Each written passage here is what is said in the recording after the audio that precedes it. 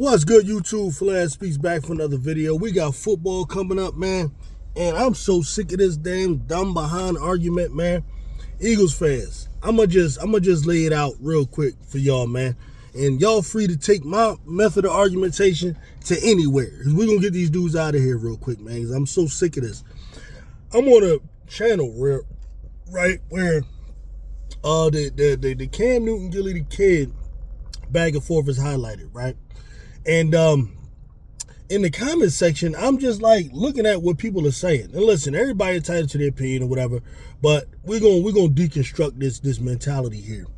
Everybody's saying, yeah, it's not close between Jalen Hurts and Cam Newton. You know, if Cam Newton had Jalen Hurts' A.J. Brown and all this, he would have won multiple Super Bowls and all that, you know, using hypotheticals and all of that kind of stuff. Even though, like, his 2015 team was good enough to get to the Super Bowl, but now all of a sudden when he don't win, he need more help and all of that kind. Man, I'm not trying to hear none of that. But anyway, listen, that argument doesn't work because all you doing is telling me that Cam Newton needs what Jalen Hurts has to win, right? What that does, that means they're equal. If Cam Newton would have won with less, quote unquote, then you can make the argument that he's better. But because he did not win, all you can do is speculate. That means your argument is nothing, right? You can take that to a judge. The hypothetical ain't gonna mean nothing up in there. All right, we're gonna throw that out. That means nothing. You can apply that same argument to your Lamar Jacksons, to your Josh Allens, to your Joe Burrows, to your who's the other guy? To your Jaden Danielses and all these guys that you're saying are better than Jalen Hurts. You can add all of that to them. If they so much better, then they should be able to win with less. If they need what Hurts has, then at best, they're all equal. Everybody needs that then, if that's what you're saying, right?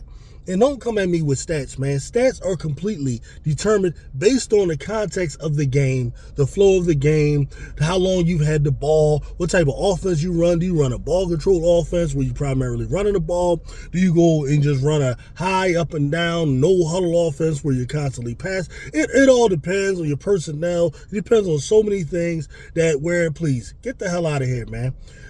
Like Dan Marino, his whole career was outstatting Joe Montana. That does not make him better than Joe Montana, okay? Peyton Manning, who to me is like one of the GOATs because like he's the GOAT of changing the game. He's the biggest game-changing quarterback, I would say, of the last 20 years. The way quarterbacks play now, based on Peyton, right? Peyton was outstatting a lot of guys. He was outstatting Tom Brady for years, right? But is he better than Tom Brady ultimately, right? I think you would say no, right? So, like, don't use stats, man. Don't do that. Come on, man. It's about winning and it's about losing. Now, I'm explaining to y'all the reason, and as Eagle fans, need y'all to understand why most of these guys are saying Jalen Hurts, that these people are better than Jalen Hurts, and they're not going to admit it because they know it makes them sound ridiculous. But I'm going to say what they want to say. The reason most people believe that these guys are better than Jalen Hurts is because most people judge books by the cover, right? Which is a simple way of saying most people believe in tangibles over intangibles. Most people believe in privilege and talent over hard work and all of those other things. And this is the thing. Jalen Hurts don't embody what these guys believe in. These guys believe in a 6'5" guy, right? Which is just part of psychology, right? And when human beings get to choose, if you got a tall guy right there and a short guy right there, people would automatically gravitate towards the tall guy because they don't understand psychology. This is why 67% of candidates, like in American presidency, went to the taller person. Most people just believe instinctively that they're more secure with a taller guy. They're more like a taller guy makes them, in their mind, that's what a leader is supposed to look like. That's what a leader is supposed to sound like. All of these different things affects their psychology. You don't believe me? Go do your damn research, okay? George Washington was 6'4". He was taller than all them so-called founding fathers that's around him. Adams was a midget. Freaking Thomas Jefferson wasn't necessarily a midget, but he wasn't George Washington. George Washington was cut up, 6'4". You know what I mean? He was in the military. All of that kind of stuff. And he used to bully those guys, like for real, when they were alone. So he was that dude.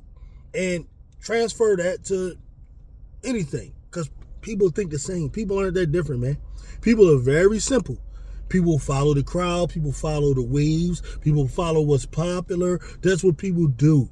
That's why people will ask you, no, you're the only one that would say, this is why I always hear, you're the only one I ever heard say Jalen Hurts better than Cam Newton. They go, yeah, I'm saying it. Is it because I'm an Eagles fan? Not really. I say Jalen Hurts better than Randall Cunningham. I say better than Donovan McNabb. Like, I got an argument with people like that went crazy on me. And you know why? I know why. Y'all dudes pick and select based off of outward shit.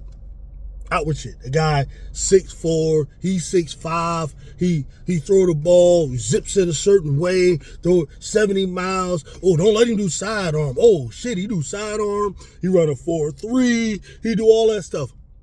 Most people believe in God-given things that you can't teach. That's what most people believe in. And most people don't believe in those other human qualities that God give us, like determination, like focus, like working hard, all the inward things that are just as important as outward things, right? This is why different prophets that God sent to earth, they ain't all tall. Some of them were short guys, man. You know, it's all different, because what's important isn't the outward strength, but it's really the inward strength. That's really what I'm trying to get at here. If you've been paying attention to the NFL, you would know that. If you go back to the 70s, most people would try to tell you Roger Staubach was better than Terry Bradshaw. Why? Roger Staubach, he ain't run around, do all that fancy shit, blah, blah, blah. Some people tell you Fran Tarkenton was better than Terry Bradshaw. I'm going to tell you, fuck no. Terry Bradshaw better than both of them guys, right?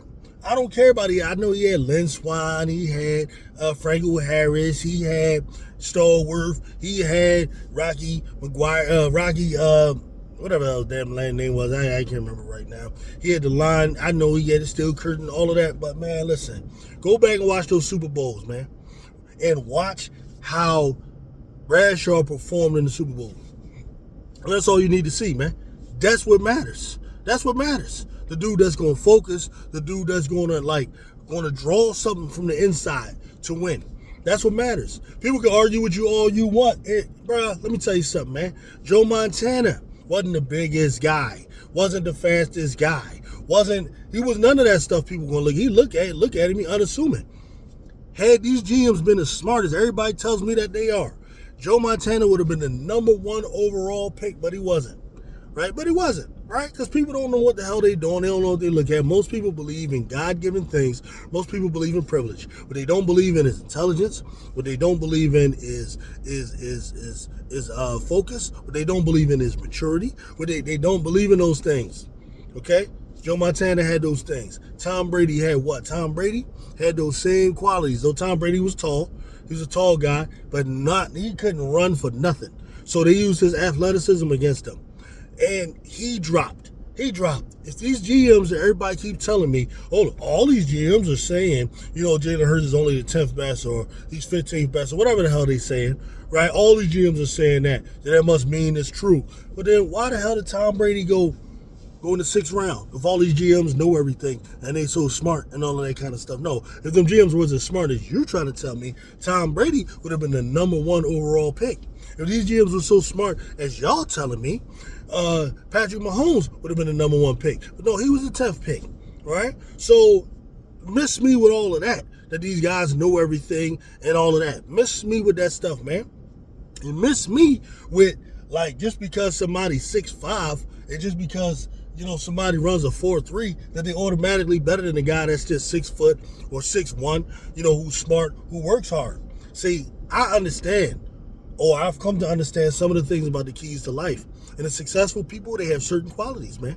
Successful people are mature. They know what they want. They focused. They keep their eye on the prize, what's important.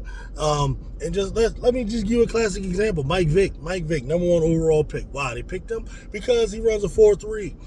Right? And without doubt, he had a hell of a college career at Virginia Tech. I think he might have lost 1 game in 2 years or something like that during the regular season.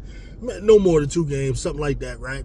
He was phenomenal. Without a doubt, they pick him. He runs a 4.3, blah, blah, blah. Mr. Fabulous, right? Dan Reeves gives Mike Vick the playbook, and he told this story. That ain't me making it up. It ain't alleged. No, he told the story. Dan Reeves gives him the playbook. Mike Vick like, look, man, He go home, he feel like he don't even need this shit. He go home, he ain't doing no studying, he ain't watching no film, he ain't doing none of that. He put that shit up, he going to bed. He gonna go call some chicks up, he gonna go party, he gonna go do whatever, right? And that's what he was. And because of that, this is why Mike Vick never reached his full potential. Because of that. Those things that nobody pays attention to. Whereas you got a guy like Jalen Hurts, oh my God, he doesn't run a 4.3, he doesn't spin it like Lamar. He's not doing all those different things. What he gonna do though? He gonna study the hell out that playbook. He gonna study the hell out that playbook. You know that A.J. Brown, Devontae Smith, and others, you know what they said that Jalen Hurts does? Like Jalen Hurts will see his wide receivers in the facility walking around. He'll walk up to them in the hallway and quiz them on plays. All right, when you see this defensive coverage, what we doing? If you see that defensive coverage, what we doing? This is what he does. You got to be on your toes and be ready, right? That's a leader. That's a leader. But y'all don't care about none of that. You want to tell me Cam Newton, who was a goofy ass dude, right? Who nobody praised him for his maturity as a quarterback. Yeah, we praised him because he was 6'5", and he could run, he could truck the hell of a linebacker, and then do this when he scored. Those are the things we look at, right? But we're going to say a dude like that who not focused, who just not reading defenses like a Jalen Hurts is better. That's what we're doing? Okay, you go ahead and believe that, okay?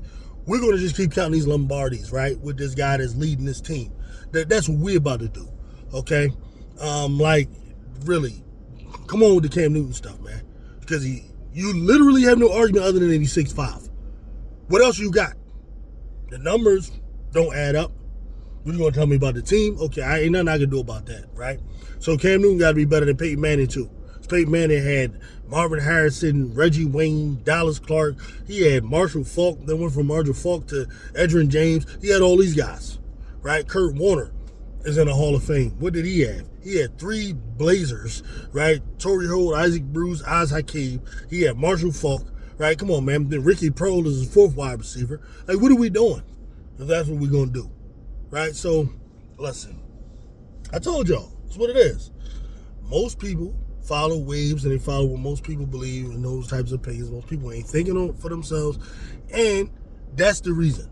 That's the reason why these guys are going to sit here and tell you that these choking ass quarterbacks who choke every single year, their Lamars, their Joshes, their Burrows, all these guys choke every year. They're still going to say they're better than Jalen Hurts, even though they're choking. Even though when they play Hurts, they don't beat them. Even though they play Hurts and receivers are out and all that kind of stuff, they don't beat them. Go ahead and believe what y'all want, man. Eagles fans, come on, man. We know what time it is. You know what I mean? Let them do their thing, man. I'll get with y'all later, man. Peace.